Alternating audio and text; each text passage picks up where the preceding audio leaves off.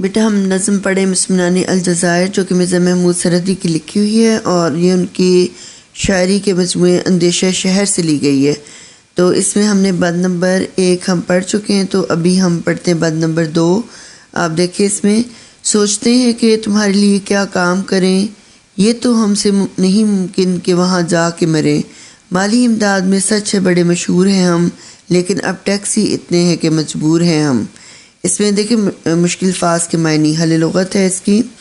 اس میں مشہور کا معنی ہوتا ہے معروف یا نامور، اور ٹیکس کا معنی ہوتا ہے محصول یا لگان۔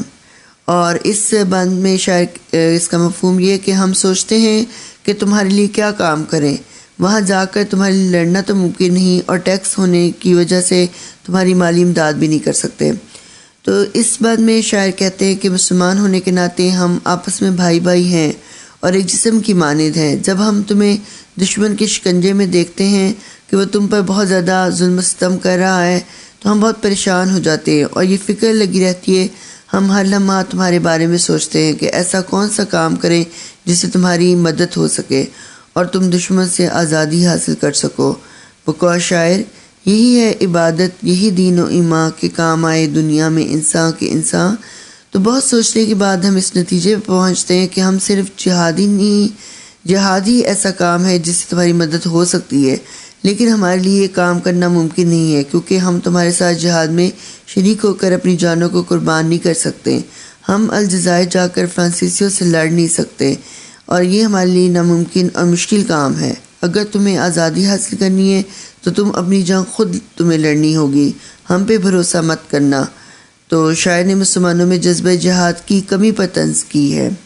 یعنی شاعر یہ کہتے ہیں کہ ہم باتیں تو بہت کرتے ہیں لیکن ہم عملی اقدامات نہیں کرتے۔ ہم ویسے تو ہم باتوں میں تو ان کا ساتھ دے رہے ہیں، لیکن وہاں پہ جا کے ہم عملی طور پر جہاد میں مسلمان جو وہ حصہ نہیں لیتے، اور اس وجہ سے ان میں جذبہ جہاد کی کمی پائی جاتی ہے۔ جیسے بقول شاعر بقا کی فکر کرو خود ہی زندگی کے لیے، بقا کی فکر کرو خود ہی زندگی کے لیے، زمانہ کچھ نہیں کرتا کبھی کسی کے لیے۔ اور ایک اور شاعر کہتے ہیں سہارا جو کسی کا ڈھونڈتے ہیں بحر ہستی میں، سہارا جو کسی کا ڈھونڈتے ہیں بحر ہستی میں، سفینہ ایسے لوگوں کا ہمیشہ ڈوب جاتا ہے۔ ان اشعار میں شاعر کہتے ہیں کہ ہم پوری دنیا میں روپے پیسے سے مدد کرنے کے حوالے سے بہت شہرت رکھتے ہیں۔ اگر کہیں پہ بھی مسلمانوں پہ کوئی ناگہانی آفت یا مصیبت آ جائے، جیسے زلزلہ ہے، سیلاب وغیرہ ہو، تو ہم فوراً مصیبت زدہ لوگوں کی مالی مدد کرتے ہیں اور ان کے لیے چندہ وغیرہ جمع کرتے ہیں، اور جگہ جگہ ان کی مالی مدد کے لیے کیمپ لگا لیتے ہیں۔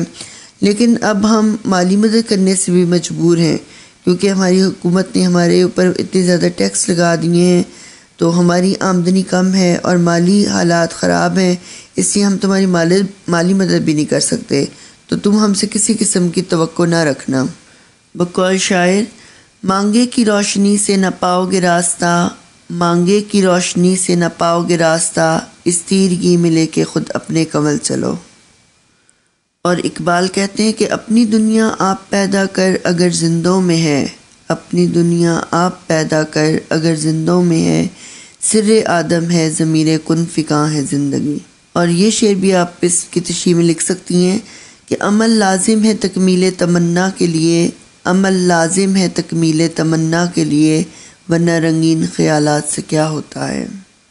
ان اشعار میں شاعر یہ کہتے کہ ہم نہ تو وہاں پہ جا کر تمہارے ساتھ جہاد میں شرکت کر کے اپنی جانیں قربان کر سکتے ہیں، اور نہ ہی ہم تمہاری مالی مدد کر سکتے کیونکہ ہمارے مالی حالات خراب ہیں، اس وجہ سے ہم تمہاری مالی مدد بھی نہیں کر سکتے۔ اور بیٹے اس سے اگلے شعر کی تشریح بھی ہم اگلی ویڈیو میں پڑھتے ہیں۔